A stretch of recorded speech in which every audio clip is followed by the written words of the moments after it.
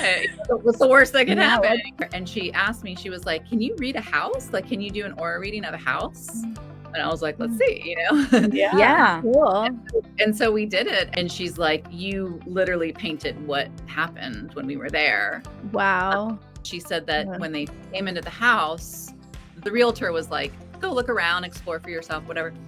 And they heard this like sound up the stairs and the door kept slamming, but it was... You have the ability to be your own guru. Now, if you ever come across anyone, a guide, a mentor, a spiritual coach that wants to be the one to tell you what to do, trust yourself. And if something doesn't feel right, believe that, because there's just been too much of people taking advantage of people. I identify as an intuitive artist, artistic part and the intuitive part. And I would see images of things like I see a polar bear and it's really cold and it's got mittens on. Like, I don't know what this means. Yeah. And then the person across from me is like, oh, I have Raynaud's syndrome. So let's show some of Jenny's works. My first ever painting from Jenny. This is the dragon. There's a clock and gears, and she nailed it. So the way she made my chakras look. And then the more recent one, she painted me here. The heart chakra has grown so much that I'm in the heart. Yeah. Okay, I got this one done first. And I immediately was like, how soon is too soon for the next one? This one was about my past and it was about my present. And then I said, okay, can I do another one? This one was more like my present, and kind of like a little bit future based. And then this one is my most recent one. This was kind of like embodied everything that I was going through at the time. I'm a Freemason. And when I was being initiated into that, into the craft, one of the things that was told to me about Freemasonry is that there are no real secrets. This time on the Beyond Numerology podcast, I'm joined by two incredible women whose work is as soulful as it is expansive. Jenny McGurk and Yolanda Marin. Jenny is an intuitive artist and energy reader whose watercolor work captures not just what she sees in a person's energy field, but the essence of who they are. Her work blends psychic perception, fine arts, and deep spiritual insight to create something that's both healing and beautiful. Yolanda is a wizard school grad and practicing numerologist who combines her gifts with Holy Fire Reiki, priestess work, and some seriously powerful psychic abilities. She brings grounded, heartfelt wisdom to the conversation, offering guidance that's practical, intuitive, and deeply supportive. In this episode, we talk about what it's like to let your gifts fully flow, how creativity and intuition intersect, and the ways spiritual growth shows up when you trust your own energy. The conversation naturally moves between energy work, psychic insight, and a bit of numerology. And it feels like the kind of chat that leaves you both inspired and gently shifted. You're going to feel like you're right here with us for this one, and that's always the goal. So without making you wait any longer, let's get into the show.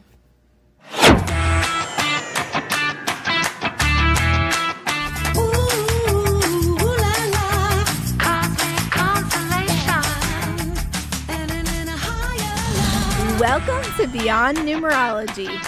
I'm Tammy Lopresti, the creator of Cosmic Ascended Numerology, a rare and super accurate way of decoding who you are and why you're here. If you're new around here, I'm so glad you found us. And if you've been in my world for a while, then you already know that I don't do numerology like everyone else. Think of this podcast as your weekly spiritual hangout, a place where we dive into your soul's plan, uncover what you came here to learn, understand, and experience, and help you wake back up to the you that you came here to be. Every Friday night at 6 p.m. Central Standard Time, we record new episodes on Zoom and invite a live audience to hang out with us. This is your chance to be in the room while we chat with our guest of the week, do mini numerology readings, and enjoy occasional psychic insights from our guests. Whether it's card pulls, spirit guide messages, messages from loved ones on the other side, or other surprises that they might bring. Want the VIP experience?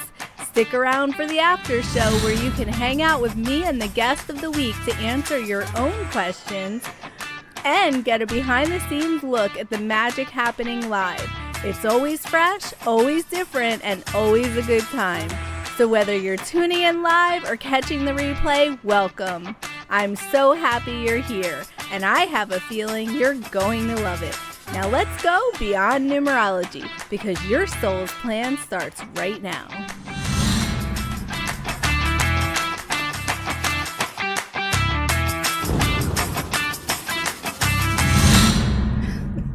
Hi, everyone. We are here. Of course, the second we go live, my phone starts ringing. What the heck? My daughter's calling me.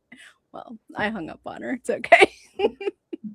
She'll realize that I'm here. So anyway, so I am here with Yolanda and Jenny. They're joining me this week, and we're going to talk all about their work. We're going to talk about our upcoming retreats and probably some numerology at some point. So so welcome, guys. I'm so glad that you're here. So Thank you. Sorry. It's good to be here. Yeah. Alyssa, you called me the second that I went live. Like it literally switched to live and my phone started ringing. Good job. Good timing. Anyway, so Yolanda, you've been here 3 times, I think, and this is your 4th time. Actually, you've been here 4 times because you were here when you were in wizard school too. But that was trial by fire. That was the hard one, right? Yeah. Yeah, you did good though. Thanks. So everyone should know you by now, but whether they do or not, let's introduce you and tell everyone what you do and, you know, all about you. Tell people everything that you like them to know.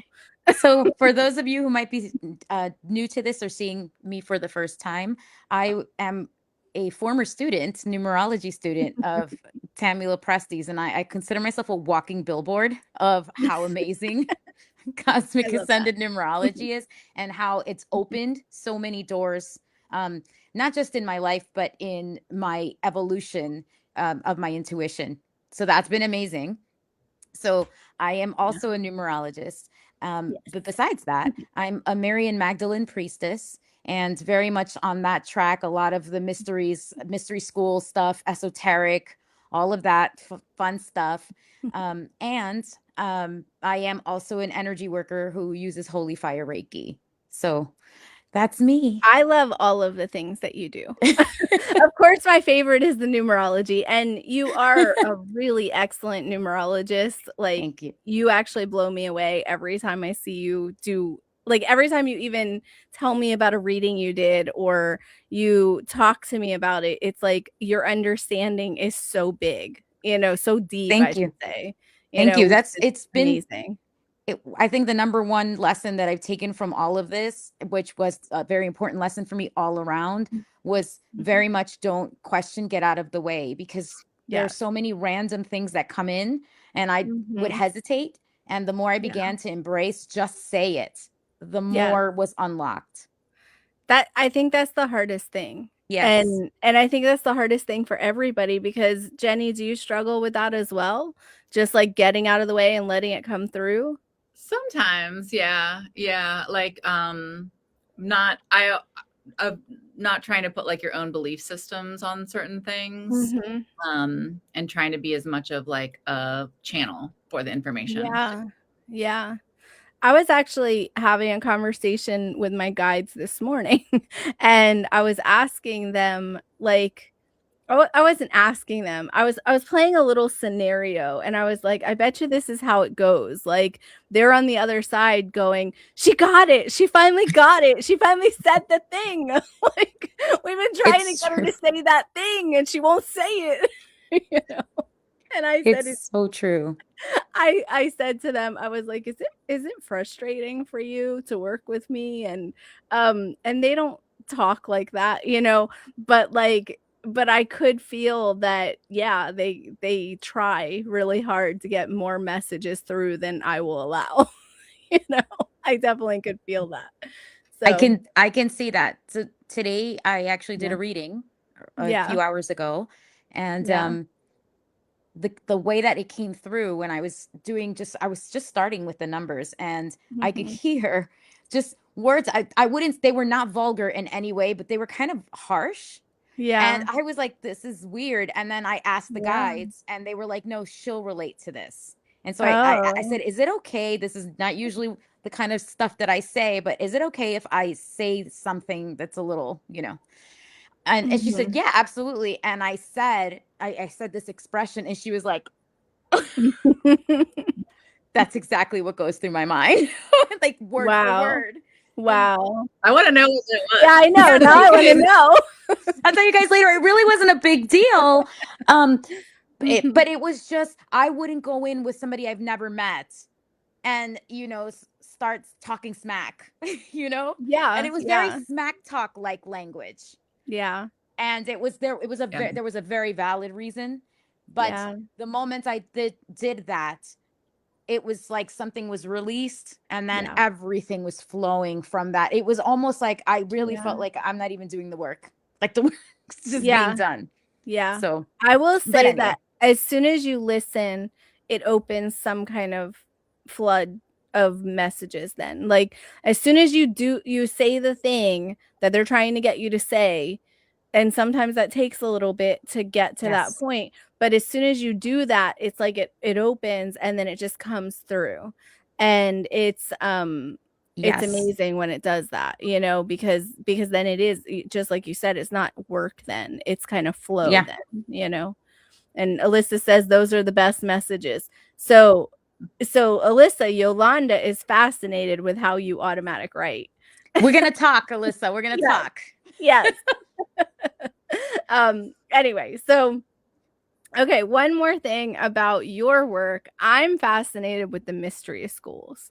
So, do you learn about all of that, or is We that is we that do. secretive? Like, Yes. So it's part of the so I started as a Mary mhm, Magdalene initiate, and then I said, well, I want to level up. And so for that, mhm, it was very much going into the Gnostic text, which anyone can do. mhm, And, just kind of uncovering the Gnostic text. Of course, it helps when you have people who have really done this in-depth work. And yeah, I happen to have someone who is a wonderful, not my personal teacher, but a wonderful teacher. And mhm, they have been like a wealth of knowledge. And so it's very much the esoteric, the Gnostic. It's based in different cultures. So, which mhm, is really cool. And you start to see when you're looking at the Mayan civilizations and their texts, and you're looking at ancient Egyptian texts, and Hebrew, and all, you start to see so many correlations. And it's really yeah, interesting because what it does is it settles in you this message of it doesn't matter where it comes from. mhm, It's not only valid, but it's anchored in, and it's given me this understanding of when a message is meant to come, it's going to come through different yeah, angles, right? So that we can all yeah, receive it as we are ready to receive it. And I yes, think that's the key of the mystery school learning that I'm walking away with. It's the knowledge will meet you where you are, mhm, and then it'll take you. yeah, So I really yeah, like ask people, and I encourage them to dive mhm, into that. I'm also doing a divinity study on the side where I'll get the opportunity to compare the Gnostic texts with what we have now biblically. And that's that'll be fun. awesome. It's like kind of like a Yeah. comparative I thing. love So it. I love all of that stuff. Like, I think that that's really interesting, and yeah. I think it's so deep and layered, and so many people don't know anything about it. No, and that's So what we're it's gonna get some awesome. of our rituals. Sorry, I didn't mean to Yeah. cut you Yeah. off. No, that's awesome. That's That's where we are awesome. going to Yeah. pull some of our rituals Nice. that I'll be doing. It will Yeah. be mystery school based rituals for the Love retreats, that. as Yeah. well as shamanic, because to me, they just, Yeah. so Yeah. we'll be doing that. That's right. I When love the that. student is ready, the teacher appears. That's right, That's Mary right. Ellen. Yeah. Yeah. So, okay, so we also have Jenny with us, and Jenny, I met you through Yolanda, and I'm so glad that I did because I'm obsessed with your work, obviously. I have a whole Thank Jenny you. wall in my house now. And so tell us what you do and how you got started in it. Absolutely. Well, I just want to say that I call Yolanda my fairy godmother. Yeah. Because she's connected me with so many wonderful people. Nice. I love and you obviously, and I love all of you, and I love all of the people that have come into my life because of Yolanda. Yeah. I'm gonna like paint you a picture of you as like how I see you as like my fairy Oh, godmother. you should. That'd be so cool. That would be front and center in my house with spotlights. Yeah, I love it. Okay, I'm like I've got my wheels are turning. So what do? I work as I identify as an intuitive artist. Both things that as an identity I struggled with for so long to call myself that. But I've always been an artist since I was a kid. My grandfather on my mom's side, he was an artist during the Great Depression when the New Deal had the Workmen's Production Alliance, where they hired artists to create public art for morale. And you know, obviously the artists were the ones that were most deeply affected by that. And so when I was young, the youngest of 4 kids, and I, you know, exhibited some sort of artistic, you know, interest, my mom was very much like, oh, you know, do this. This is, you know, oh, you get a C in math. It's fine. You're probably not going to be an engineer or something, you know? So I was very much encouraged to be artistic, and went to school, got a BFA in fashion design, and ended up working in the film industry, which is a whole nother story, which is maybe for another podcast, another day. And I did that for 21 years. So I worked in theater, ballet, TV, film, commercials, and I worked as essentially a seamstress. I could sew, I could make patterns. I worked in wardrobe, I dressed actors, and met a lot of really famous people, had really amazing experiences, but it is a very difficult industry to work in. And after about 20 years, I was just kind of like, I want to not do this anymore. And so I left and didn't really know what I wanted to do, but I have been a long follower of Daryl Anka, who channels Bashar. And at core, his message is, you know, follow your highest excitement to the best of your ability without any, you know, and so I was like, okay, I'm going to do that for a year. So for a year, I took classes and things that I thought were interesting. You know, just kind of did that, just followed what was interesting to me with no like wanting a specific outcome. Like, is this going to give me money, or am I going to make money off of this? Or is this going to, you know, I didn't really think about it that way. And I kind of fell into getting a bunch of certifications, hypnosis, health and wellness coaching, and I started practicing hypnosis. Had clients, and this is around COVID, and it actually was really successful because, you know, we could do this, right? That was a great time for it. And I really, really enjoyed it. And it was very, you know, creative, and I was helping people, and I love people and I love their stories. So I got to really, you know, feel like I was doing something. And long story, I was going to go to a big hypnosis convention in Las Vegas, but family schedules made it so I couldn't go. And I was kind of bummed, and I was like, well, I want to do something. So I'm like looking up, like, what can I do in my area? And I'm very fortunate to live about an hour and 45 minutes from the Edgar Cayce Institute, the ARE. I'm jealous of that. And I've Crazy. Yeah. Well, I want to live that close. We should make like a little pilgrimage there. And I had been going there for years, and I knew about it, and taken, you know, they have a spa there, and they have an incredible library. And they had a introduction to or a psychic development course for a 4-day intensive class. And I was like, Nice. ding. Yeah. Nice. So I took that because I've always had these, like, you know, I call it my spidey senses. I would always know things, you know, I'd always know when my friends were pregnant, sometimes before they would know, you know, and it was kind of like a parlor joke that Jenny would know things, you know, stuff like that. But I never really kind of, you know, developed it. And I also, you know, had a lot of paranormal experiences, a lot of, you know, UFO stuff. But I always just kind of was like, I just want it to go away. Like, I know you're there. Yeah. I attributed it to, like, I could hear, I could hear a radio playing, but it was like in between the dials. So I couldn't really ever make out what they were trying to say to me, but I knew there was something there. Did it sound like voices or static or what? What did it sound like? It was like a mix, like a voice here and there, but I could never really pick up on it. And when I say here, it was like internal. It wasn't like, you know, I could actually hear stuff.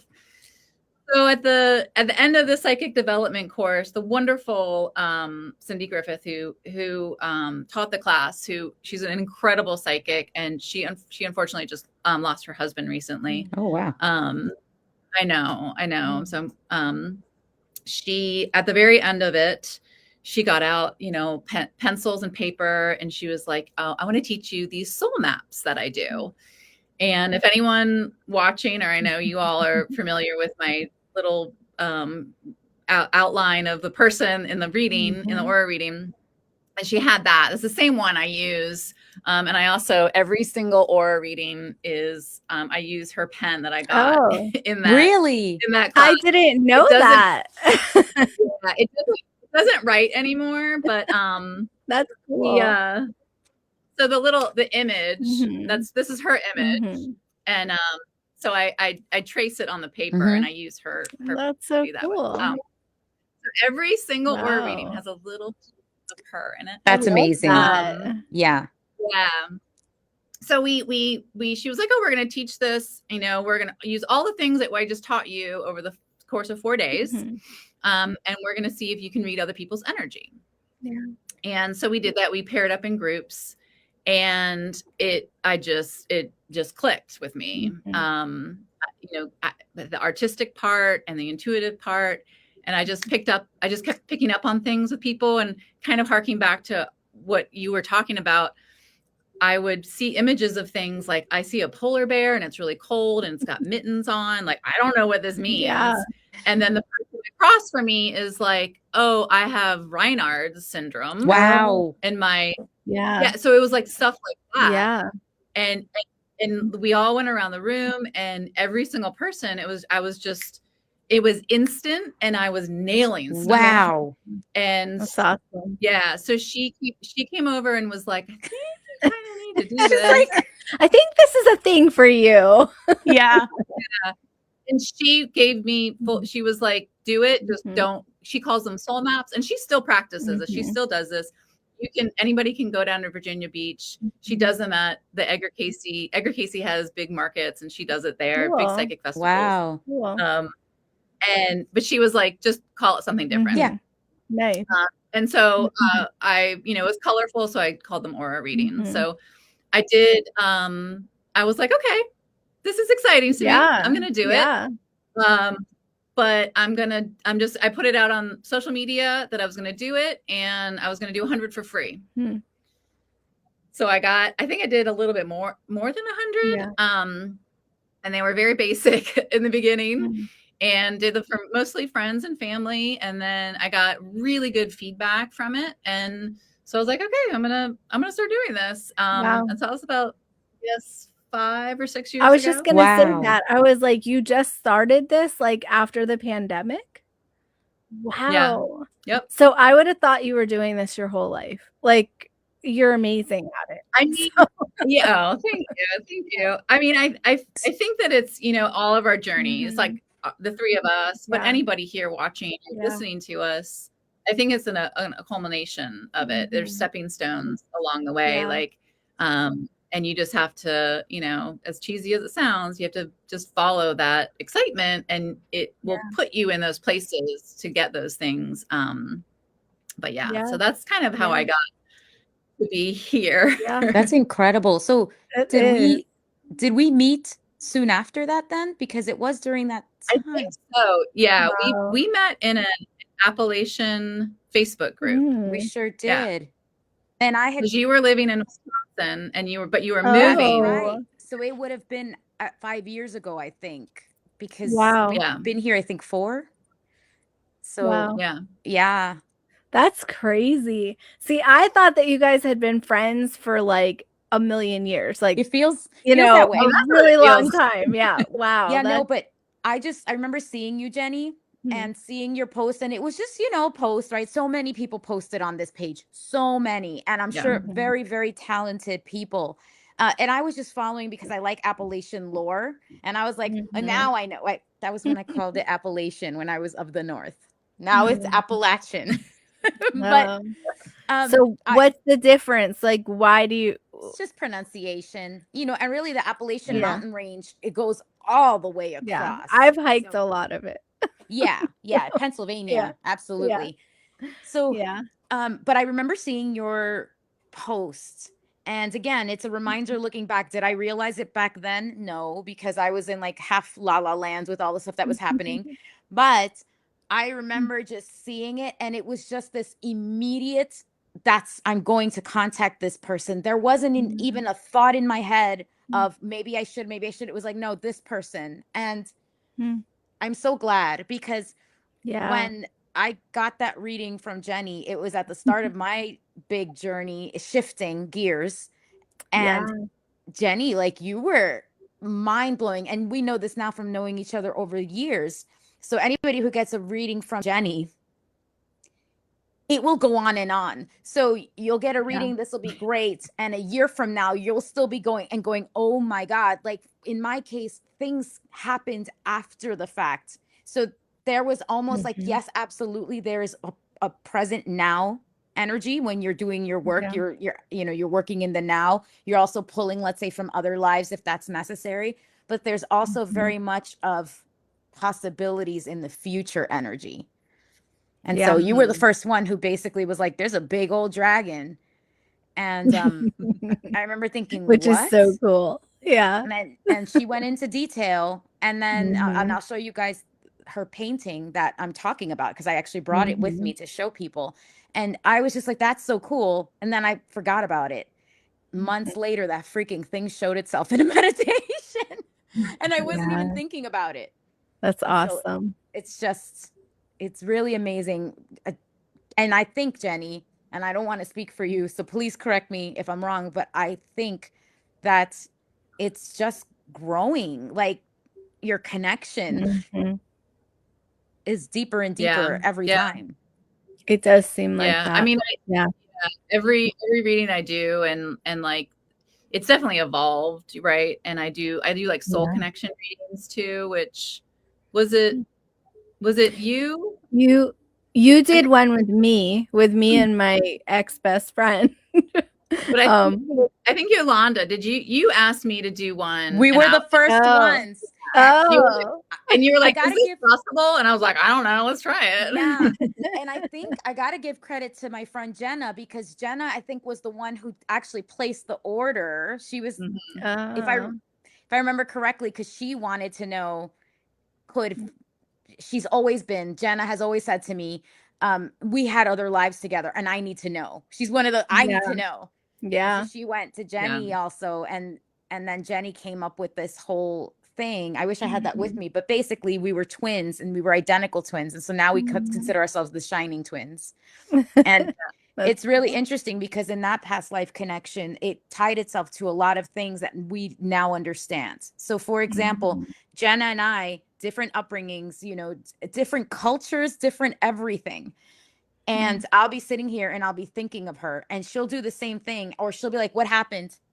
Why are you in my head? What happened? Like, it's just, and it very much feels like a twin connection. Yeah. And I love it. I have obviously like clients that I do multiple readings for, and I get to know them, and they'll send me messages or emails like, hey, is it possible to do this kind of reading, and I'm like, yeah, sure, let's try it. What's the worst that can happen? Let's try it, right? Yeah.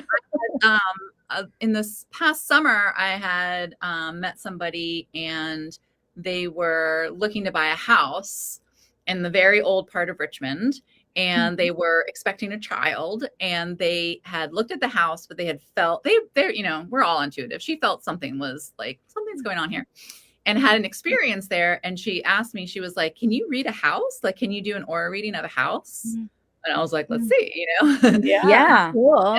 And so we did it. And she didn't tell me what her experience was that she had there. And I did the reading, picked up on, the house had been built in like the 1850s. So there was history, and picked up on some stuff there, some paranormal stuff, some energies that were there. And then I, was giving the reading to her or whatever. And she's like, you literally painted what happened when we were there. Wow. They heard footsteps, like there was a door, a stairway, and the staircase, and like a door, like Harry Potter. Wild.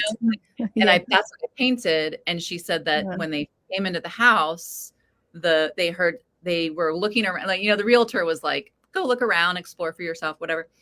And they heard this like sound up the stairs, and the door kept slamming, but it was, wow. So yeah, I'm open to expanding. That's wild. That's so cool. By the way, the whole time you were speaking, I don't know if it'll show in the recording, but the whole time Jenny was speaking, my light was flickering the entire time. Oh, funny. Like it did not stop flickering until you stopped talking. Wow. Interesting. Wow. Yeah. So let's show some of Jenny's work. So you show the one that you wanted to show.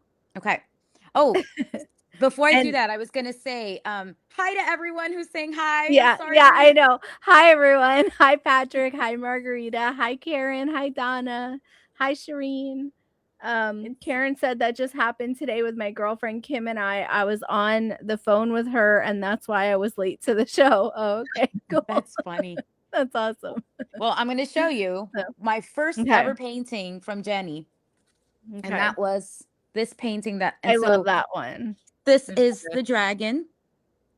Yeah. And here am I, and gears. There's a clock and gears. And at the time, she nailed it. So the way she made my chakras look, it was kind of like they were just becoming muddy, like as we got down. And I had to work on my lower chakras. Yeah. That goes without saying. My sacral has always needed extra attention. And so, there we go. And it was incredible. Even the gears have been important in my life. The clock, the timing, it was very much. So this jump started. I'd always been on the spiritual side. I'd always been on the woo side, but I kind of hit it. And I had experiences that made me uncomfortable. And I'd also had a very, very, very religious upbringing that everything was of the devil. So like literally that was the baseline. Oh, something that's the devil. Like it was all I would hear all the time. So if something happened to me from when I was a child and I would say something, they would say, that's the devil. Like literally I would hear something. And I remember saying that to someone in my family who I love, but we have our beliefs, our separate belief systems. And I said, oh, I heard this. And they said, that was the devil talking to you. You need to be careful. Oh my goodness. So having that kind of like mindset, right? For years, I was always attracted to these otherworldly things, and I kind of just hid them. And when Jenny did her reading, but I'd already begun to embrace it. I'd already had many experiences with my youngest daughter who was talking about past lives. And I was like, what is this? So I'd already done the deep dive into past lives and stuff. And then you come along, Jenny, and Jenny says, like, he starts doing this reading. And essentially for me, this clock was really among the many messages. One of them was it's time, because it was like right then, it was like the guide said, that's it. And it was just, and we go through the dark night of the soul. We go through, especially when we're stubborn. Stubborn, no. Right. And so that was, right? No, not me. Never. So this was the first one, right? I love it. And then the more recent one, well, she's done others in between, but after. But the other one that's been very pivotal to show the growth, Mhm. was she showed me after I went to a big retreat in France. And I was very much already a Mary Magdalene initiate. And so I was walking that path and that energy. She painted me I here. love that one. I think that's my favorite. It's I mean, I it, say that about a yeah. lot of them. I'm sorry, but This one is I love all of them. this one's on my bathroom mirror, and this I was love very that much, one. I don't even share this with people normally because Yeah. it's so meaningful to me. And I was like, no, I got to share Yeah. it. Yeah, And it's it a was, really good one. yeah, because it was basically saying like it's the heart chakra has grown so much that I'm in the heart. Yeah. And for Mhm. me, that was really, I don't even know if I told you this, Jenny, but it was very Yeah. impactful for me because it was this understanding of, I can't remember if it was Rumi who said it, but there's a quote that's very similar that, that says like, not, I'm going to misquote it, but it's something along the It's okay. lines of, Just say it. Yeah, just say it. do not ask if it's God's heart, or say I am in the heart of God. I'm not remembering it correctly, but it's Mhm. basically understanding that God isn't in my heart. I am God. I am in God's heart. Mhm. We are one. We operate with source energy. Yeah.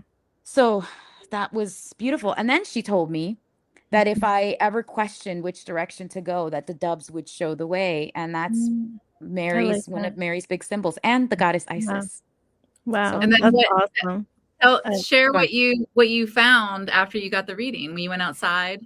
So she says that to me about the doves. And then I went outside because I was going to let the dogs out, and we have a little dog run.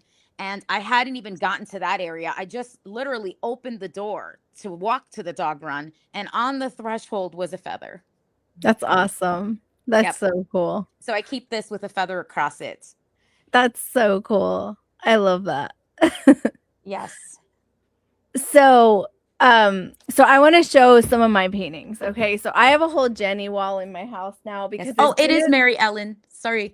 Yes, Mary Ellen. It is. It's the Yes, Sacred Heart. it is the Yes. Sacred Heart. Yeah. Yeah. So I got my first painting, which was this one. Okay, I got this one done first, and I immediately was like, how soon is too soon for the next one? You did. Because I was like, this one was about my past and it was about my present, and it was like, there's some personal stuff that I won't say about this one, but like this one was like, it was all about like all kinds of past lives I've had, and it was about like some, some harder stuff, but it was also like my connection to the other side, and it was my connection to all the people that I'm here to help and all these things that I'm meant to do. And it was like the start of something for me. Like it felt like a launch almost into who I Yes. really am. Like that's what it Yes. felt. And then I said, okay, can I do another one? And so let me show you the next one. So the next one was this one, which That's was my more, favorite. I know, I love this one so much.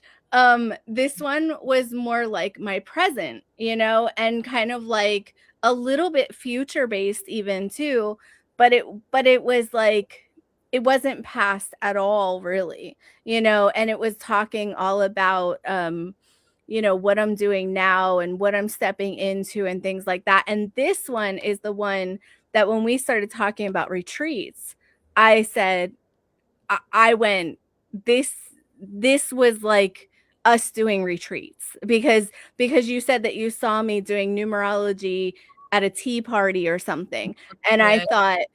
I thought, where would I do that? Like, how would I do that? That didn't make sense to me. And then we started talking about retreats, and I went, oh, that's my exact image, is like not necessarily a tea party, but like that kind of feeling of Yep. like doing it like that. And anyway, this one was like one of my favorite. Well, it was my favorite at the time. Everything's my favorite at the time. And then this one, Tammy, when I think of you, like when I yeah, visualize you or see your yeah. name, I see that rose like on your head. Like I that's love you. that. I love that. I wish I viewed myself that way. That would be awesome. But I love that. And then this one is my most recent one that I got just a few months ago. Yes. And this one was really interesting because this is the thing. Like, I know you kind of well, Jenny, at this point, okay? But like, there's a lot of things about me that I don't think you know. And this was kind of like embodied everything that I was going through at the time. Like, you were talking about how I was stepping out of the darkness and walking on my path. And then the one question I asked you when this reading was over is I said, wait a second, there's no guide. Like, so like in this one, there's two guides in the corner. In this one, there's a monkey guide in this one, so like there's guides that always show up in these paintings. And I knew that because I had bought these for other people too. And I went, wait, there's no guide. Like, what's going on here? And I thought like I was just missing it. And you said that my guides have said that I'm ready now to walk on my own. And I will say I'm still kind of like easing into that energy, because I don't know that I'm totally ready for that. But the fact that they're like, you're ready now to not be taught, but to be the teacher and to walk your own path and to stand in your own knowing and all of that. I was like, that is exactly what I needed at the time, because I was going through so much and I felt so alone. And that was the thing. I felt so alone. And when you told me that they kind of backed up and said, I'm there now, I went, oh, that makes sense. Like, that's why I felt that, because I also kept saying that I felt like my guides had backed up. It was weird, and then it kind of like made all the sense when you did it. Okay. When you gave me that one. And okay. So then I want to show you this one. Sorry, I have a lot of them. So I have a whole Jenny wall. So this one is the one with me and my stupid camera is going to keep going all different ways. But this is the one with me and my ex-best friend. And this one was all about past lives that we had together, and this one was amazing because not only did it talk about each of us and the things that we had done in past lives, it was completely and totally accurate for who we were together in this lifetime. And it made so much sense why we had like so many layers of like issues that seemed like came from other lives, and it made a lot of sense. And I will say, I think it made it easier to cut ties in that relationship, actually, because I think it was like a long time coming, and that was kind of a good like finalization, because it answered like a lot of things that we had been going through that we couldn't figure out why, and then it was kind of like, you know what, you screwed me over in last lives. You screwed me over in this life. I think I'm done being screwed over, and that was just kind of my like, I think I feel complete now that I'm not crazy. I'm not just walking away for no reason. And that was really freeing for me, so that really helped. I love that. And then I want to show one more. So this is my last one I'm going to show. So this one is my ex's one, and it's only in my house still because he didn't pick up his stuff. But so I wasn't there for this reading, so I don't know like all the things that were said or anything. But this reading blew me away when you did this, because, okay, so first of all, you didn't know me then. Like, you had done one painting for me, maybe at that point, maybe two, but I think it was just one. And you didn't really know me at all. I don't think we had worked together at all on any level. And then, I mean, besides like a painting.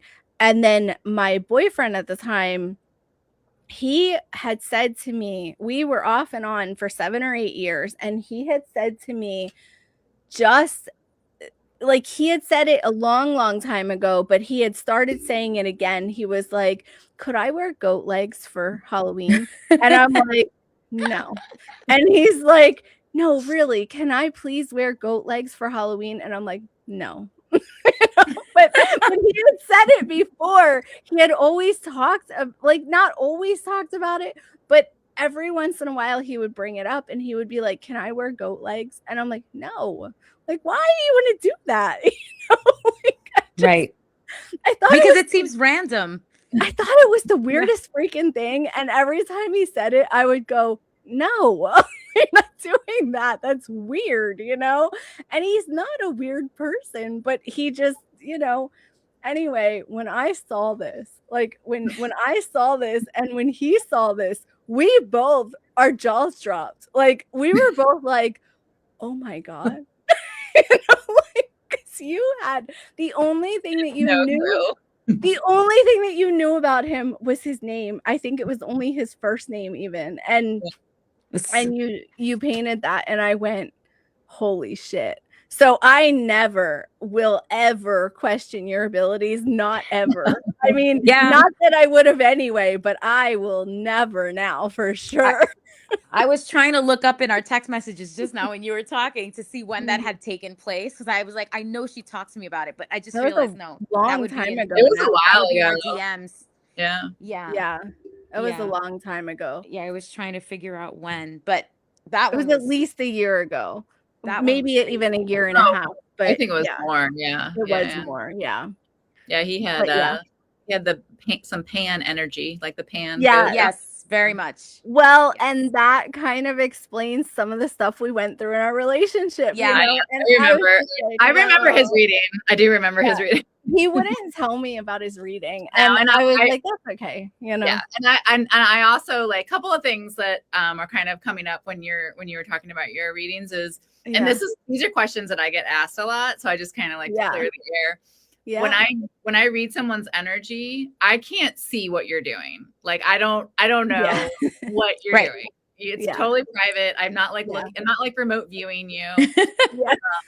It's good to know because I think people ask me questions like that as well. Yeah. No, I have no idea what's going on at the time of reading. Because I have people like book readings and then panic and they're like, I'm gonna be on a plane. I'm like, it's okay. Right. Or I have to cancel it because I got sick. I'm like, sometimes I can pick up on that, but it doesn't really affect the overall reading. And then the other thing is, two things actually. One is I'll do readings and I kind of completely forget. Like, like I don't retain a lot of it. Like when you guys are talking about it, it like kind of jogs my memory. And part of the reason that, and like when I would get readings from people like tarot readings or whatever, it's like you get a tarot reading, you get a reading from someone and it's really meaningful. And, but then like a day or two goes by and you're like, what did they say? Like, what was that? So from the very beginning, the very first ones I made, and you all know this, or anyone else that has gotten a reading, you get an email of everything. And so I have everything documented. Which is really cool because I can go back and look and see, like, I think I'm in the 2000 marks for readings now. Nice. Wow. That's awesome. And then another part of that is when you book a reading, I ask you for consent to share parts of your reading or the picture in, various forms, but I never ever, even if I do like on social media, like talk about or share, I never ever reveal anybody's private information about it. You can always reveal all mine. I don't care. But, that's I tell everybody everything. So. That's the same. But I remember a lot of the boyfriend's reading and the pan thing. Yeah. He was like, when he came over, I said, did you record it? And he said, no, I couldn't get that to work. And I was like, oh. And then he's like, I said, well, what happened? He goes, oh, it was so cool. But he would only talk about parts of it. He's just a secretive person, which is fine. Like, I don't care. I mean, that painting alone blew my freaking mind. Like just and it blew his mind too. And we just had so many conversations about it because there's a Viking ship in it. Mhm. And my ex like has this tie to Vikings, you know, and I was like, do you think that we were in a past life when we were all Vikings together? And I mean, we had all these conversations about it, you know. It was just so cool. I mean, every one of these paintings has changed my life, every single one of them. And every time I get a reading with you, there are so many layers. And then you did my daughter's. I mean, I just cannot, like, my one daughter is very private about it, which is good. I like when people, you know, keep it sacred, you know. But yeah, you drew her best friend who had just committed suicide, and you drew a rainbow, which he's been sending her rainbows every day since he died. And you couldn't know that, you know, like, it's just, I don't know. It's amazing. Like, it's really amazing. Thank you. I appreciate that. And I think that's important to like add to our conversation when we were talking about earlier, like when like getting out of your own way. Like 90% of the stuff that I see in people's energy, I don't know what it means. Like I have no idea. But I know it's important.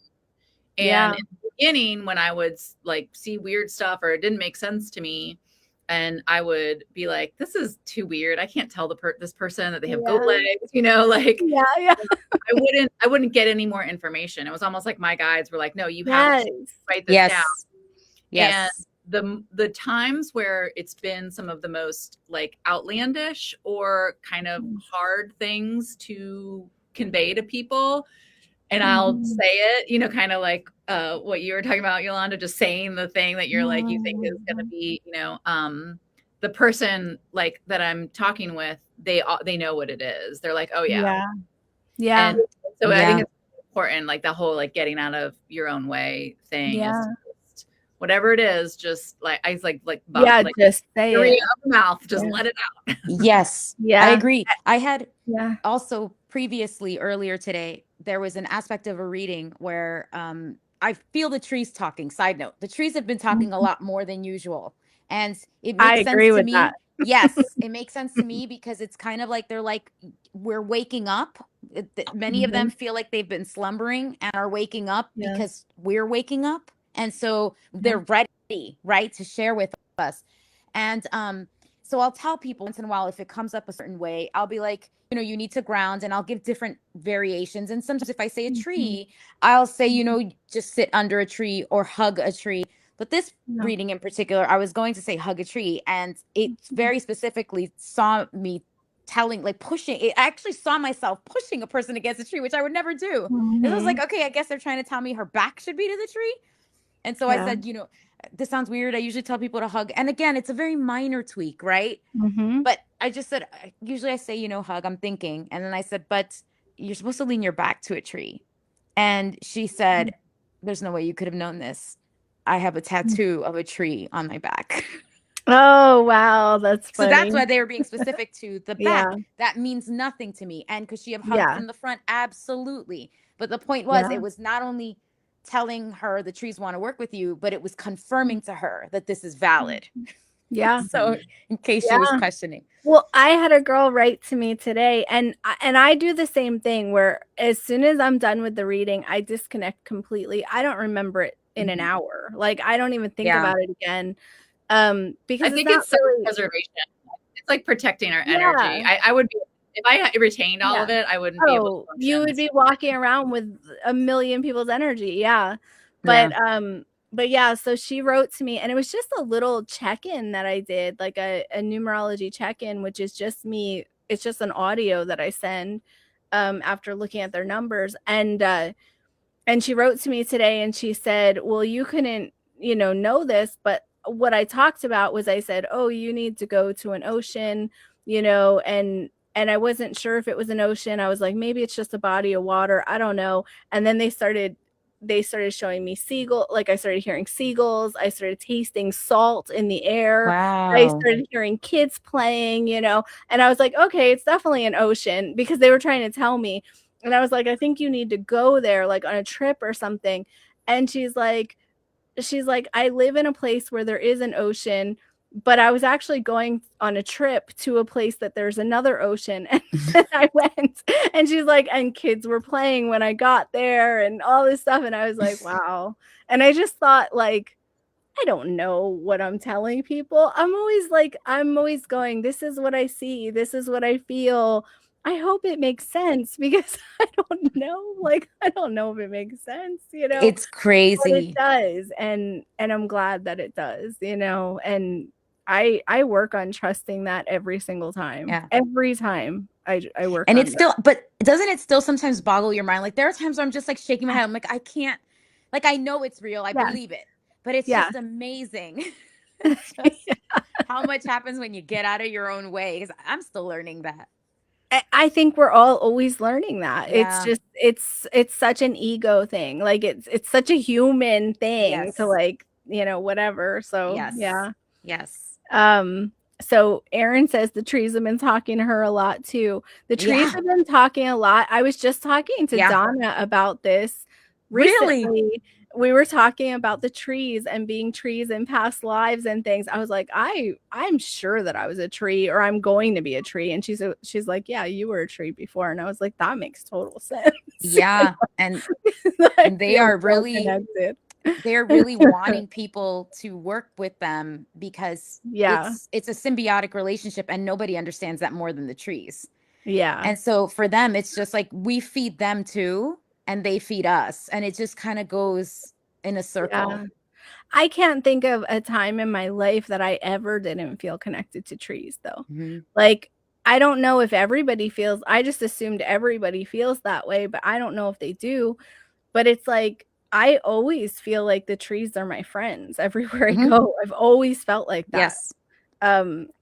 It's an odd relationship, but it feels like Yeah. a relationship. So And I think also you see that a lot in children, and yes. where they feel safe among trees, safe in the Yeah. woods, and Because trees are that's protectors. exactly, and Yeah. that's then taken out of them. Yes. So luckily that's not happening as much. We're all Yeah. embracing. Getting better. Yeah. Yeah. Yeah. So But I Denise, was yes, I'm working on it. I'm working on trusting. Patrick has yes. a connection to the trees too. Yeah, trees are, I don't know. They Trees are are, amazing. and So Erin, I agree. She said it definitely goes in a circle, and the trees are excited that we're starting to remember. yes, That's what I I feel. agree. That's what I Yes. feel too, because they're Yes. talking more. Hmm. Like more and more when I'm giving readings, the trees are saying, come visit me, and Yes. come hang out with me, come just sit by me, and things like that. They even show me their bark. Like, it's Hmm. crazy, so yeah, very cool. Very cool stuff. Well, Anyway. we'll be doing a lot of that. We'll be doing a Yes, lot of communing with yes, nature and trees. yes, yes. So the other thing I want to talk about is that we are doing retreats together. So we have, us three have committed to 3 retreats that we're doing. The first one is in Austin, Texas. The second one is in Wisconsin. I don't know what city, sorry. Sheboygan, not In far from Green Bay. in that city. Sheboygan? Is that what you said? Yeah, it's not Okay. it's not far from Green Bay. It's actually equal distance, within an hour from Green Bay and that Okay. airport, and Milwaukee and that airport. So it's in the middle. Okay. Yeah. Okay. And then the third one is in Richmond, Virginia. And all 3 are similar experiences, but also very different. They all have their own kind of like look and feel and, Yes. different things, but we're doing a lot of the same things to keep them, basically like the same experience for each one, And so I'm going to be giving numerology readings and teaching making pasta, like homemade pasta. And Yolanda is going to be doing, well, you could tell them what you're doing, and then we could talk about Jenny. Sorry, I don't want to talk about everybody when you're right here. So Yeah, no, I'll be doing my priestess stuff. So yeah, it'll be around, yeah. very much around ritual. We will have a sacred cacao ritual. Which We'll is so also cool. be, I'm excited yeah, for that. very much Mayan energy. We will also be working with Blue Lotus. And earlier I was talking about mystery schools and how doesn't matter what location, right? They all have their medicine to give. And so Blue Lotus tincture is Egyptian based, and we'll be working with that as well. One is a heart opener, one is a third eye opener. So cool. Yeah. So cool. And we will be doing shamanic type stuff as well. And then I will be doing the baseline meditations when you guys are doing your separate readings with individuals. I'll be doing the group work with the meditation. We'll be doing group Holy Fire Reiki. So there'll be, I don't even want to call it healing anymore. I'm having a hard time finding a word for it. It's almost like restoring you to wholeness, really. And with Holy Fire, I very much feel strongly that I am asking your higher self to come in and do the healing, and you're just opening to it. And so I don't want to call myself a healer. It's more like just want to help you restore yourself to wholeness. Yeah. So we'll be doing a lot of that together. When I think of your work, I always think of it as activation work. It is. Thank you. Yes. Always feels like it is triggering something to happen. You know, like it's triggering you to come back to who you are, triggering you for your next part of your path. Yes. And we'll be doing Mary and Magdalene activations for those who want to be a part of that. We'll be doing womb activations. A lot of women, a lot of us, need to do some womb work. Yeah. Well, there you go. That's the sacral chakra again. That's true. Yep. So, and Jenny, all of the things that we were just talking about, Jenny's going to teach all of you that come to the retreats. Yeah. Well, I'm going to be doing readings for everybody. And I'm also going to be teaching psychic development. And I'm a big, I'm not a big on gatekeeping. I tell everybody how I got to be here, all of the things that I learned how to do from Cindy or just along the way. And so I'll be teaching everybody the exact meditations, the exact things that I do to read other people's energies, because I firmly believe that we are all intuitive. We're all psychic. We can all do this. We all do it in our own little way. But and then I'm going to have all my watercolors. So I'm going to be teaching watercolors also, which I love. Just for fun, just no pressure. You don't have to be good at anything. There's no such thing as being good at art. Just being creative, and because that, to me, that creative flow, that creative vibration frequency, that's the frequency that our intuition and our psychic abilities, like, they vibe on that same thing. So when you connect with your creativity, your intuition just kind of flows along with it. I wanted to comment on a couple of things that Yolanda brought up that kind of have come to me, is the thing about healing. I've heard this by multiple people, and I think that, we don't heal people. Healers don't heal other people. That we, all of us in our own ways, we provide the tools and the learning and the knowledge, and we offer them up. And then those people that hear that call, and if they take the steps and do the work, then they can find that healing within themselves. So I love the way that you were talking about that earlier. And then we were also at the beginning talking about the mystery schools. And Tammy said something like, if it's secret, if you can know, like, the secret, right? Yeah. So I am in a member of a mystery school, of a type of secret. That's true. I never thought about it that way. That's true. And a secret society. And I'm a Freemason, and within Freemasonry, which is where a lot of our traditions come from, the mystery schools, from Jerusalem and from Egypt and things. Like you said, it's taking pieces of all different cultures. And when I was being initiated into that, into the craft, as they say, it's interesting that witchcraft and Freemasonry are both called. That's interesting. Oh, yeah. That is interesting. one of the things that was told to me about Freemasonry is that there are no real secrets in Freemasonry. Everything that we pretty much do or talk about and learn, you can read about, you can find somebody's written about it. There's lots of movies and stuff in it, right? There's not a whole lot of stuff. There was only like one or two things that I have been exposed to that I was like, oh, I had no idea, right? But I had one of my sisters, my Masonic sisters, say to me is that there's no real secrets, right? Similar in the mystery schools, but it's the sacredness of it. That's the secret.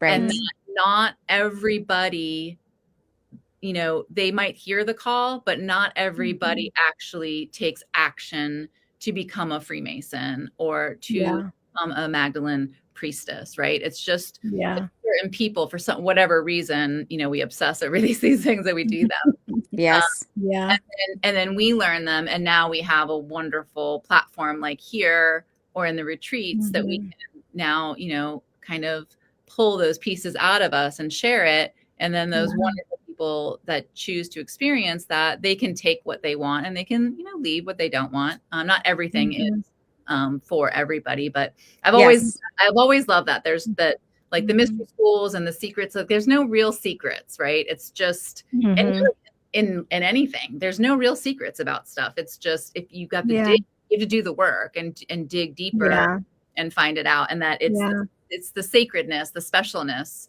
that you do to be a part of that. Yeah. So that's just what I wanted to say. I like that. Yeah, I like that too. Something I've been noticing more and more lately, and I don't know why, I started noticing that all of the channels, all of the psychics, all of the spiritually gifted people are all talking about the same things, for the most part, pretty much every direction, we're all saying some version of the same thing, and I think my guides have been kind of like showing me that on purpose, because they're helping me sort where the truth is, because I've been kind of going, sometimes I hear things and I go, that doesn't even make sense. Like I don't even know why someone would say that. And then I go, oh, because we're not listening to the same place, because everywhere, every person, we're pretty much channeling from the same place. We're just interpreting it a little bit different, but we're saying the same things. Like Bashar says, follow your greatest joy. Is that what he said? Or your greatest excitement? Highest excitement. Highest excitement. Well, I mean, the message that I keep saying is, you're already aligned to what you're here to do. So do what makes you feel happy. So the kitty agrees. Yes, that's a sign. That is a sign. But like I'm saying the same thing in a different way. Like I'm just saying, like, if it feels good to you, it is right for you, because you're already aligned to your path and you're already programmed with what's possible for you and what's right for you. That's the same thing. And that's the same thing that Esther Hicks is saying. And, that's the same thing that everyone that's tapping into, that source wisdom is saying. And then like, I think they're pointing it out to me lately over the last few months, because I started questioning, like, am I connecting to the right place? And am I hearing the right things? And do I know what I'm talking about? Because obviously you can't pinpoint where it's coming from, and then they're like, well, yeah, you can tell, because as soon as you come across somebody that's not connecting to the same place, you know it immediately. Like you go, ooh, that doesn't feel the same. Like, that's not the same message at all. And then you go, oh, okay. And then you look around and every other spiritual teacher is connecting to the same place and saying the same things on some level, some interpretation of the same thing. Yeah. So that's a big thing that I think has been a theme lately for me, at least in the last few months, is just noticing that we're all working together on raising the vibration and all of that, and I will say that is why I like working with people like you guys, because I feel like we are doing the same things, like I feel like we're on the same track and doing the same things. And I don't always feel like that, so Merlin, what are you doing? He's being like extra lovey right now. I don't know why. Yes, he's agreeing with you. Yes, he's like, I agree. Yeah, I think the overriding message in the new overriding message that I'm seeing across the board that a lot of us have in common in this work that we're doing is this understanding. And Jenny really said this already. So I'm just rephrasing what Jenny already said, but it's basically the understanding that we are now at a level, the veil is thinner, all of that. We have really leveled up in a lot of ways. The planet itself is ascending. Energies have opened up in a way that really you have the ability to be your own guru. Now, this is where I feel that some of us do disagree. And I'm going to say this strongly for anybody that's listening. If you ever come across anyone, a guide, a mentor, a spiritual coach that wants to be the one to tell you what to do and overrides your instincts, just, peace out. Because you are your own guru. We are ourselves. We've ascended to the point where we can now access that in a way that we couldn't before. And so, yes, is it useful to have a teacher when you need the right teacher? Absolutely. A guide when you need the right guide. But if you notice, most of them aren't going to stay in your life forever. They're going to be there strongly to help propel you or to help kind of feed the knowledge that you need. And then they might stay in your life, but then it'll just be like this drifting out, and then you'll find another way. But know that trust yourself. And if something doesn't feel right, believe that, because there's just been too much of people taking advantage of people, and I feel very passionate about that. Yeah, I do too. I do too. And I think that's why I connect so much with you guys, because me too. I mean, the spiritual community is horrible, and it can be horrible. It can be, yes. It's one of the fastest growing, businesses. And I know I personally have been raked through it. Yep. And I think that's important too, because once you kind of meet those false prophets, you see them now and you're like, oh yeah, nope. Like you said, run in the opposite direction. Yes. But I think that's why, and I've personally been taken advantage of a lot in my life by female friends. And a lot of my clients, I attract that because, we attract what we see in each other. And so I've had these conversations a lot with y'all and other clients. And that, so I've been very guarded about those things. And like Yolanda, like you were saying, when you saw my post on that Facebook group, you just were like, and that's the way I felt with the two of you from the moment I met you. There was it's like, these are my people. And I've always felt good and positive in your, your presence. I think, Tammy, something I constantly hear you say is you always check yourself, you're always like, oh, what is this? What's coming through? Why am I getting this? And I think that shows a lot of integrity for practitioners to constantly, where they're at. I always make sure that whatever's coming through is positive, it's uplifting, it's helping, not hurting, it's not scaring anyone, and then I'm always very careful that people don't, because you have to be careful when you're doing this work that people kind of depend on you rather than themselves. And so I'm always kind of trying to tell people, you have all the abilities that I have. I've just practiced it more. That's all. Like, the only thing different is that I have kind of gotten obsessed with numbers, and I've gotten obsessed with like understanding the communication with my guides. Anyone can do that. Anyone can do that. And they should, and you can get all of your own information. You don't need me for that. I can be a conduit and I can help you, but I would much rather teach you how to do that yourself. It's super easy, you know, Yes. anyone can do it, you know, and I just, I worry about that. There's a little fine line there, you know, that you're always trying not to cross, you know, and you're always trying to stay in integrity with it, stay in integrity with what you're telling people and why you're telling So them true. it, you know, and also So like true. not lending too much of yourself into everything you're doing. Like, you know, because the guides will show you your own stories to help convey messages, and you want to share that, but you also have to be careful that like you're not, you know, doing too much of that, you know. And I think that's why I constantly check in, is because I always Yes. wonder where my line is, you know. Yes. And also just how we attach and form attachments. So one of the Yeah. things I fall back on is, so I was a teacher before I was doing this years Yeah. ago. I was a teacher and secondary ed, literature, all of that, history, taught Spanish as well. Then worked in higher education as an administrator and with, you know, adults in adult organizational leadership.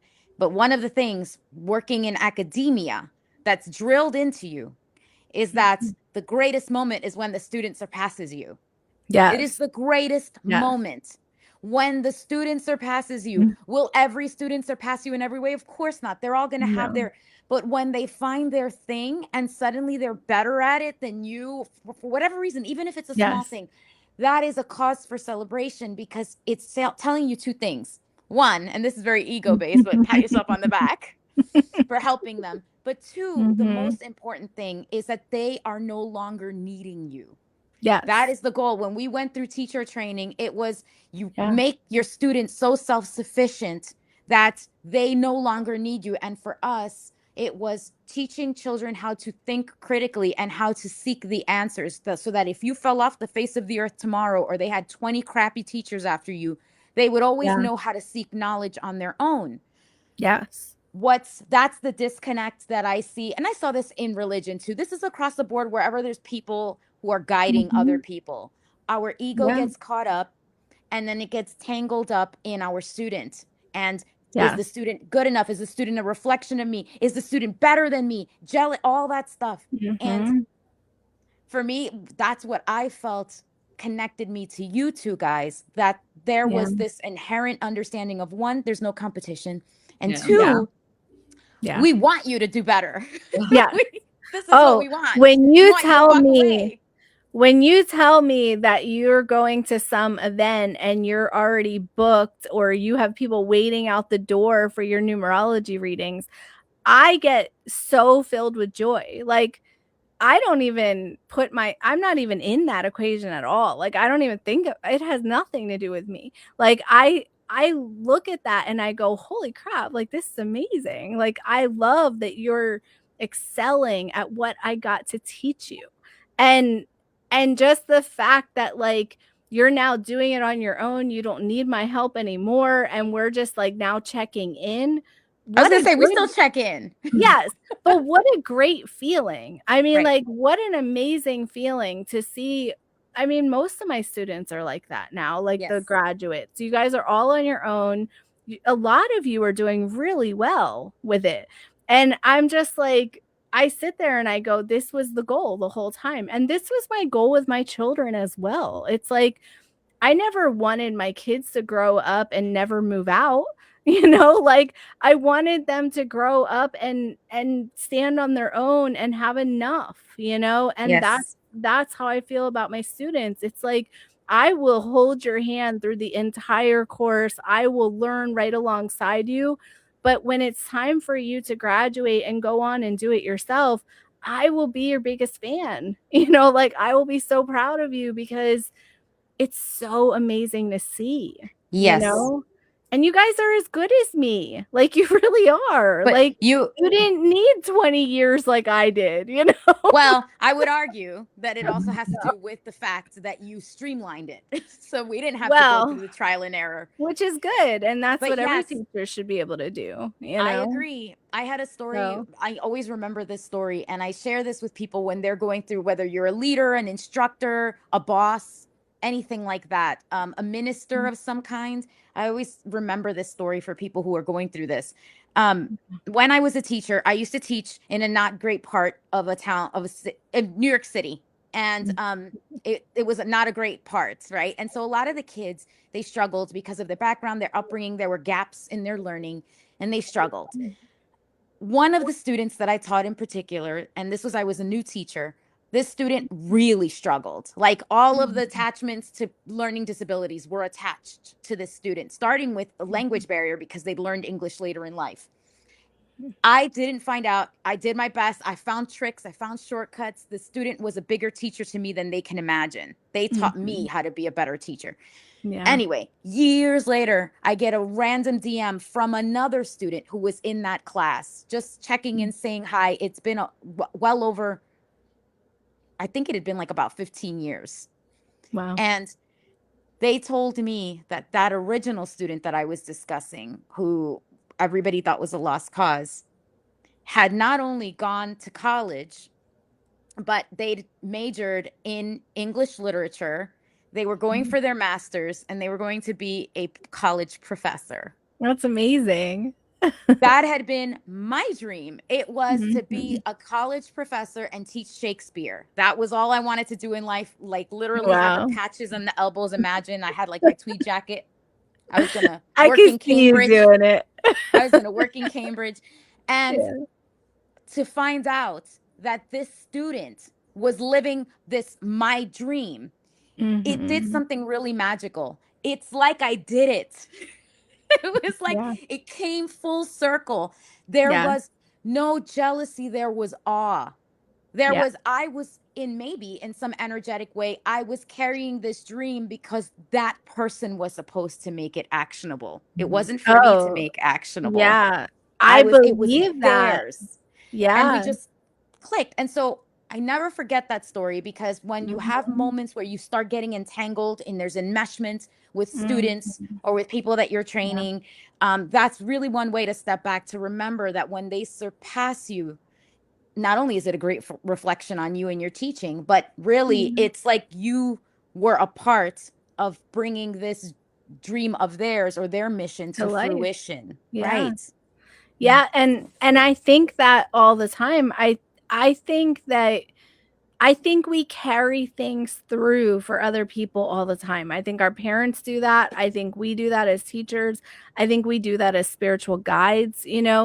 I think that's the whole thing, is that, like, I think there's all these things that people have the potential of, and someone needs to carry it to them, so that to pass the baton to them, or pass the idea or the spark or whatever it is. And sometimes we get caught up in thinking that it's our own until we give it to that person, and then we realize it never was ours, to begin with. I think that's kind of how my mom feels about numerology. Like, I think so too. Like, she's always been the numerologist, but once I took it and ran with it, it's almost like it now makes sense why she carried it, because she never wanted to take it the way I do, like as far as I do, and so, it's crazy stuff, and it's awesome. I love this kind of thing. So anyway, but so guys, I was going to say what were you going to say? Sorry. No. I was totally agreeing with you. Where was it? Somebody. Oh, I wanted to just mention thank you everybody for joining. Yeah, thank you guys for being here with us. There was a comment I wanted to respond to, but now I don't remember which one it is. It'll come back, I'm sure. But just thank you everyone for coming. Oh, that's what it was. Layla mentioned, and then someone else, Layla talked about the Magdalene mentorship, and then someone else talked about their Lakota heritage a little later on. And so there was this theme that was in the back of my head that I wanted to mention to you guys, along with what Tammy's been saying and everything. Yeah. Believe me, what is meant for you will come back, and it will come back around in methods you can't even imagine. So I say this to you because first I want to validate that there is a sadness, especially when you feel you've lost part of your heritage with the Lakota spirituality. There is that needs to be acknowledged. So I don't want to bypass that. And also by you saying this out loud, you've put out this intention that the learning will come back to you. And I just want you to know that it will. Like, I could feel the tingling happening when I was reading Layla's message. And also when I was, again, and talking about the Magdalene, that will come back. So just wanted to mention that to you guys. And the teacher will come. I'm glad that you mentioned it, because I wanted to say something too about that, like feeling that you've lost a part of your connection to spirituality. And I'm sure that was a really incredible deep connection. But it's just a detour. It's just a fork in the road that you're going to go someplace else. I go through waves of periods where I don't feel intuitive. Like, I'll sit down to do a reading and I'm like, oh God, is it gone? Like, was that it? Was it a good run? And it always comes in different ways. Yeah. And it does. It's supposed to come in different waves of peaks and valleys, because you're meant to do other things. If that energy is low, that connection is low, it's for a reason. And if you just recognize and just use different words, like, you're not lost, you're just being redirected. Yes. Yeah. I'm glad that you said something about that. You felt that tingle too, right? Yeah. Because when you were like, oh, I wanted to say something, and I was like, I hope it's the one that I wanted to say. That's good. So this will happen a lot on the retreat, just so you guys know. Yeah. This is something that happens around the three of us. We'll do that. The beauty of it also is that we all have our different strengths. So Tammy, of course, spoke glowingly, because that's how she is about my numerology. And I love that about her. And I will also throw back to you that Tammy is a master of it. She's what I consider the master of numerology. And I love that you guys think of me that way, but I do not think of myself that way. But no, you are. And so that's her strong point, right? And then for Jenny, it's very much, I have been telling Jenny that she needs to mention that she's an evidential psychic, because there is evidence. She actually gives a new word. This is a new word for me. Holy crap, you are such a psychic. Like, she is an evidential. Yes. So it's, like, you don't walk away and saying, I wonder if that's true. It's like, you will have confirmation. I cannot tell you enough. And so, not only is she sharing that through, because she's also an artist, sharing that through her paintings, but the fact that she's going to show people the actual techniques that she uses to access that third eye, that sight that she has. I just want you to know I'm going to be a student too. I was going to say, I will tell you, that is why I want to do the retreats. Like, I want to be a fly on the wall learning that. We'll be the school kids like this. Yeah, I'm like, it's not your class. I've never heard before. It's all it's no, but it's you probably already know, just making it, connecting the dots and stuff. It's true, but it's very very Hogwarts-y for me. I'm sorry. Yeah. I feel like I'm going to Hogwarts. But and I just get the pleasure. Excited. Right. And so, just so you guys know, we all stand. I think the point that I kind of got lost in making it was that we all have, even though we speak and communicate with each other beautifully and riff off of each other, we all have separate strengths. And I want to say your strengths, because you so eloquently have talked about us and our strengths, and always do, is that I think one of the things too is going back, talking about like not being in competition and not being gurus and all that kind of stuff. I think that's one of your strengths, Yolanda, with the womb healing and the priestess work, is that I have never felt any kind of competition, or that you have that with me or with anyone, really. No, there's like a bone in your body, and I wasn't born with it. Yeah. And for me, like, my friendship with you, like, you have introduced me to so many wonderful people, and I'm completely, honored and appreciative of that. But I think what you've taught me, just in being who you are and being my friend, is that I can have a friend that isn't in competition with me, isn't trying to take what I know and then sell it, or trying to take my energy for their own. There's never been any of that. And I think that that's really important for women, Thank you. Yes. Spirit in the spiritual community, it's really important for women.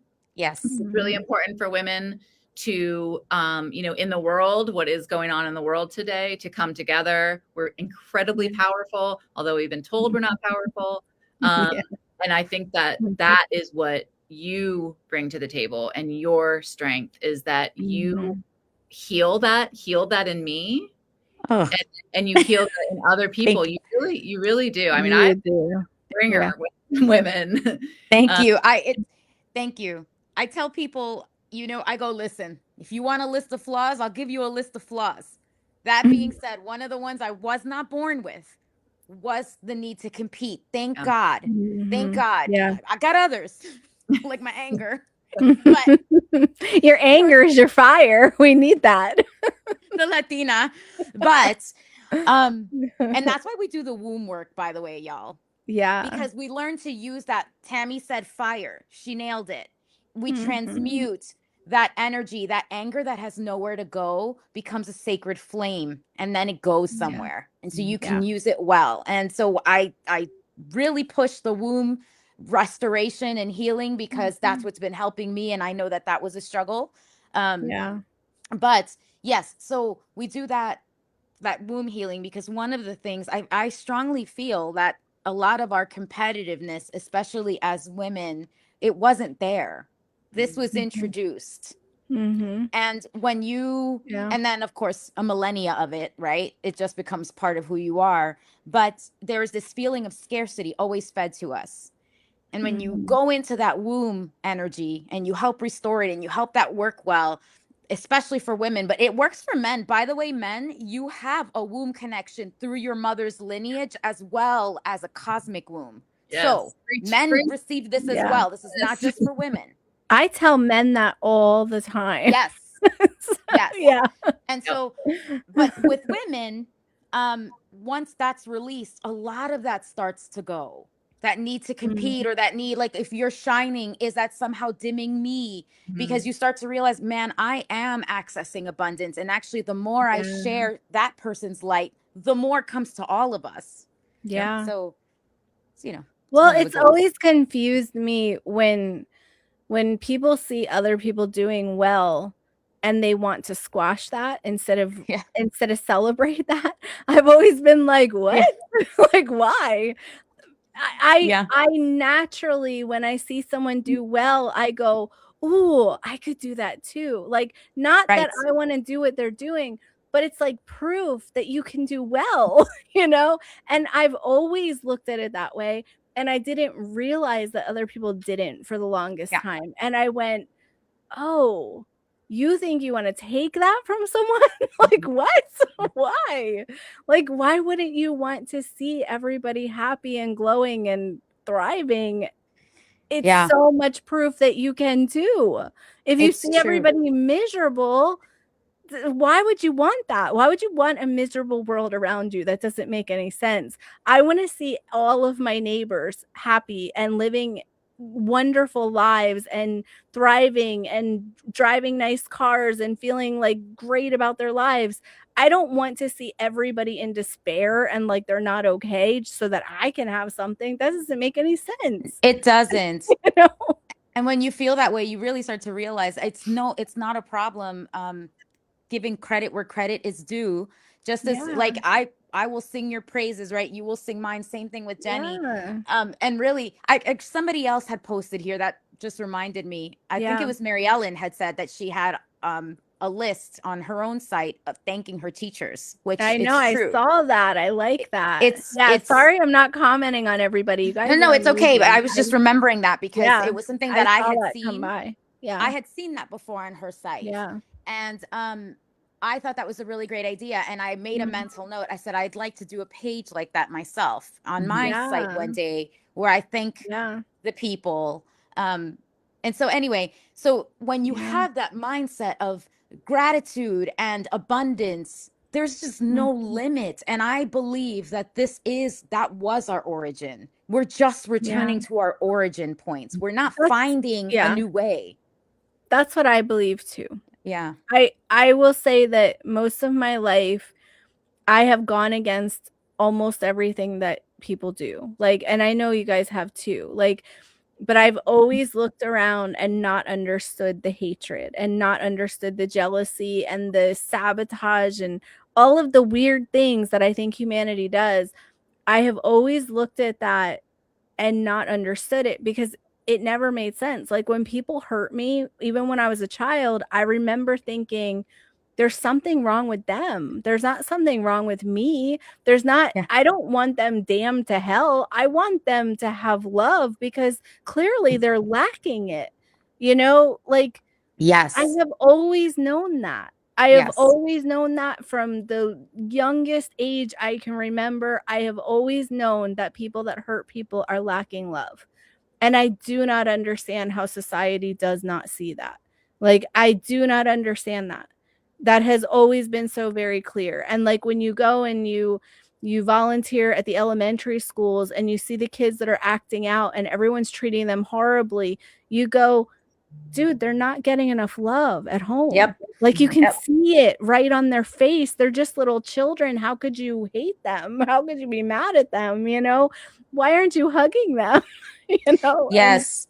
And it's such a weird world, you know?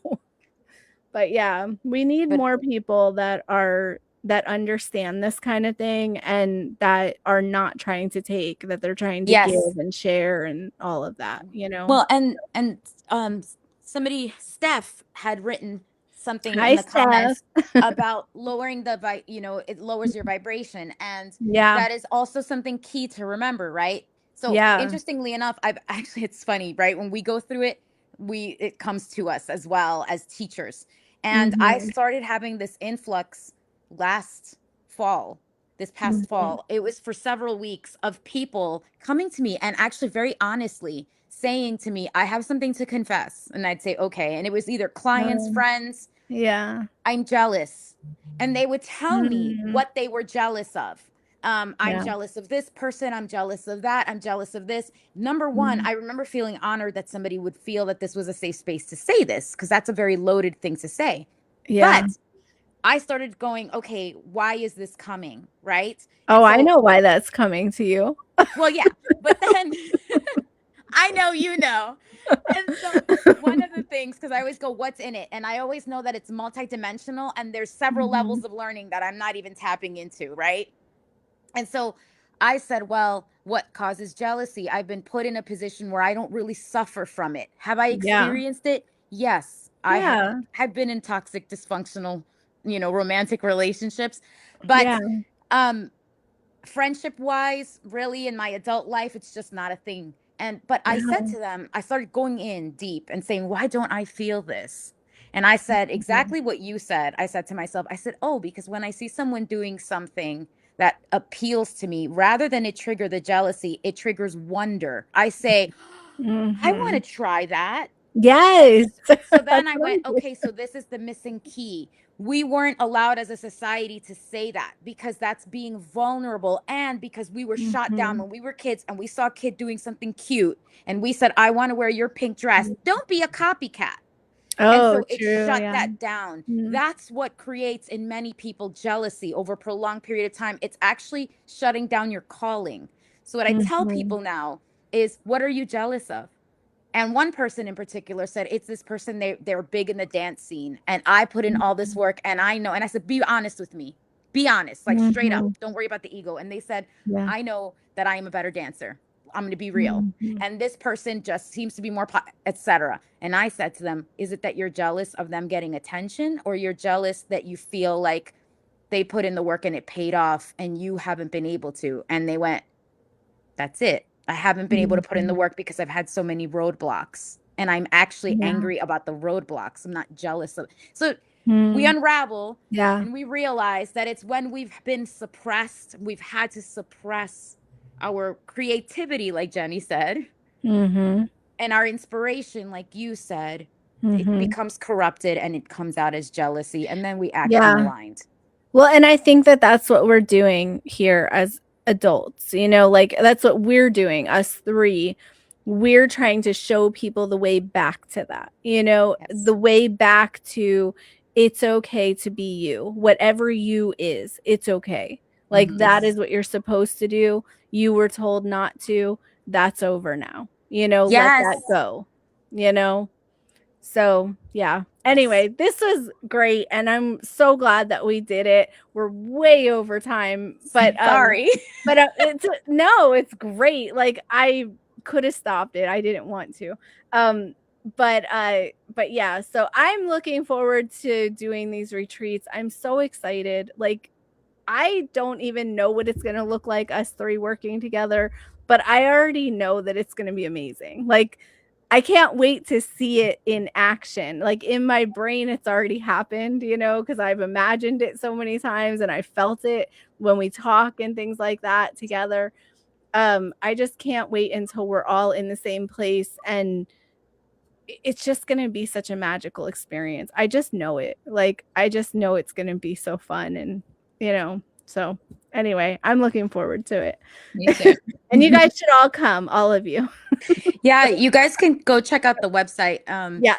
It's trinityportalretreats.com. And I know Tammy will she'll share that.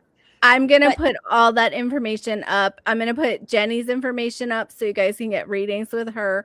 I'm going to put, Yolanda, do you have any offers? I didn't even ask you. I'm sorry. No, I don't have offers right now. Okay. I'm a little. So I'm going to put up the retreat stuff. I'm going to put the retreat I'm a little, stuff. I was going to say I'm a little in the direction of the retreat in terms of just getting stuff done. Yeah. But what I did want to say, two things before, and I know that we're short on time. Number one, you do not have to be a super experienced person to attend one of these retreats. And at the same time, you can also be newly awakened, because the retreats have been scaffolded so that everyone can learn from this. And whether you're newly awakened and trying to figure out your bearings and you don't even know what you're into, this will speak to you. It will also speak to practitioners who want to go to the next level. We thought of this when we were putting together the agenda so that it can access where everyone is at. Something I'm passionate about as a priestess, meet people where they are. Yes.